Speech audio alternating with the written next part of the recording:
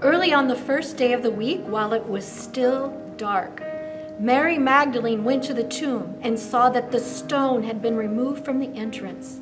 She came running to Simon Peter and the other disciple, the one Jesus loved, and said, "They have taken the Lord out of the tomb, and we don't know where they have put him." So Peter and the other disciple started for the tomb. Both were running, but the other disciple outran Peter and reached the tomb first. He bent over and looked in at the strips of linen lying there, but did not go in. Then Simon Peter came along behind him and went straight into the tomb. He saw the strips of linen lying there, as well as the cloth that had been wrapped around Jesus' head. The cloth was still lying in its place, separate from the linen. Finally, the other disciple, who had reached the tomb first, also went inside. He saw and believed. They still did not understand from Scripture that Jesus had to be risen from the dead.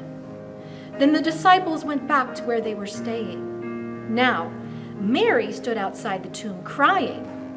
As she wept, she bent her head over to look into the tomb and saw two angels in white seated where Jesus' body had been, one at the head and the other at the foot. And they asked her, "Woman, why are you crying?" "They have taken my Lord away, and I don't know where they have put him." At this she turned around and saw Jesus standing there, but she did not realize that it was Jesus, and he asked her, "Woman, why are you crying? Who is it that you are looking for?" Thinking he was the gardener, she said, "Sir, if you have carried him away, tell me where you have put him, and I will get him." Jesus said to her, "Mary." She turned toward him and cried out in Aramaic, Rabboni, which means teacher. Jesus said, "Do not hold on to me, for I have not yet ascended to the Father.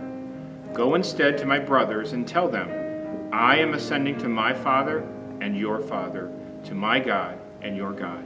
Mary Magdalene went to the disciples with the news, "I have seen the Lord."